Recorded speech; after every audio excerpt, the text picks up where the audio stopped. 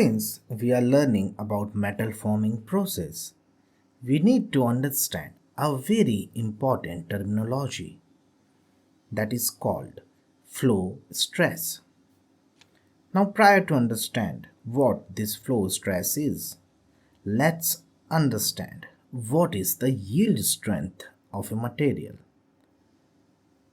In the stress strain curve, there comes a point which is called as elastic limit or the yield point, and the corresponding stress for that particular point is what we call the yield strength,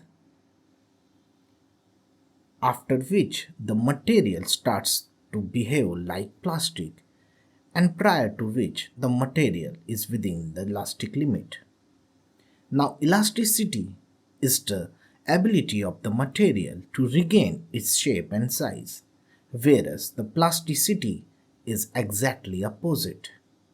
When a material goes into the plastic region or starts exhibiting plasticity after application of greater load, the material will be deformed and it will not be able to regain its original shape.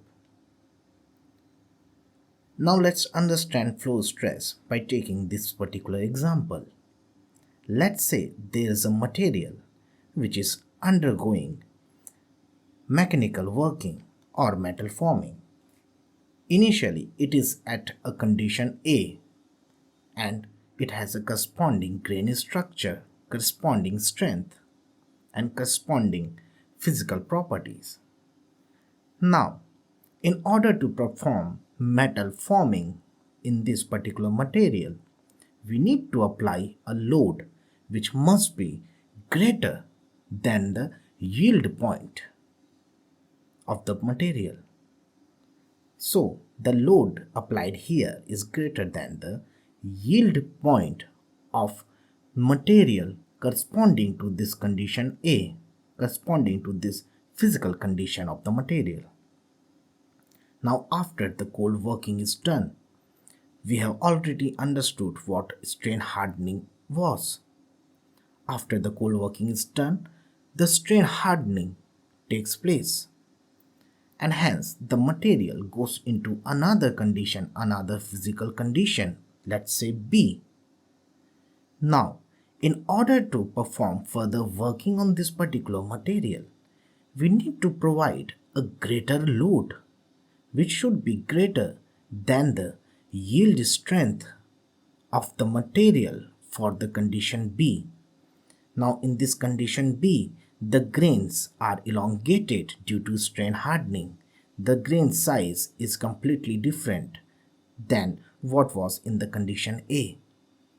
Now for the further working to reach to a condition C, we need to provide a greater load, and this greater load is what we call flow stress. Now, the typical stress strain curve that we have seen here is basically divided into elastic and a plastic region. Now, in the plastic region, the material behavior is explained using flow curve equation, as you can see here.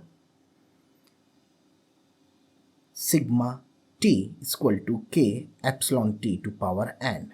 This is what your flow curve equation, in which K is the strength coefficient, sigma T is the true stress, and epsilon T is the true strain, and n being the strain hardening exponent, and it generally varies between 0 to 1. Now for most metals, the strength increases as it undergoes deformation due to strain hardening.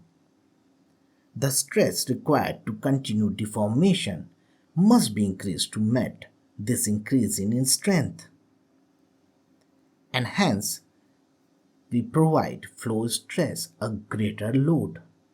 So we can say the flow stress is defined as the instantaneous value of stress required to continue deforming the metal, or simply to keep the metal flowing.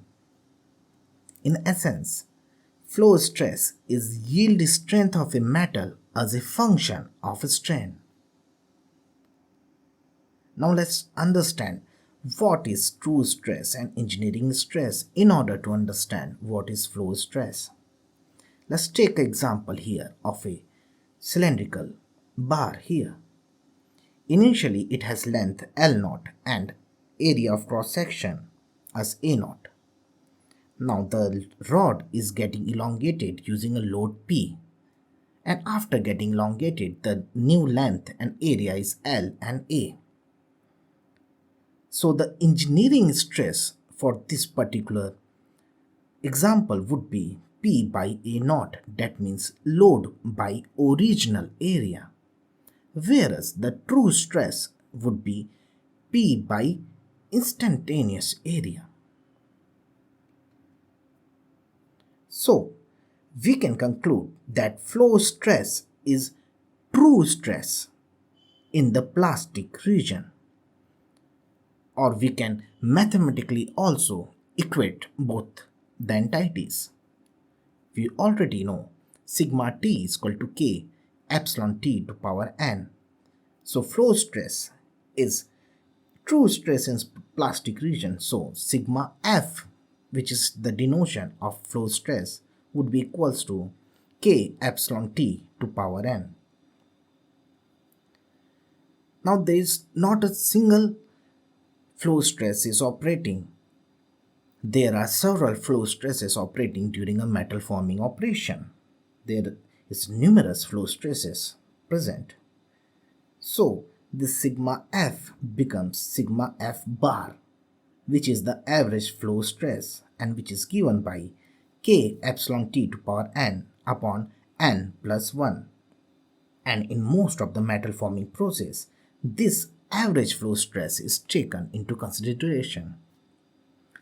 Now there are certain governing conditions for this flow stress. If a material does not undergo strain hardening, in that case the flow stress would become equal to the yield strength of the material. That would be sufficient for metal forming. So basically this condition satisfied the hot working process. And at ultimate tensile strength, epsilon t becomes equals to n.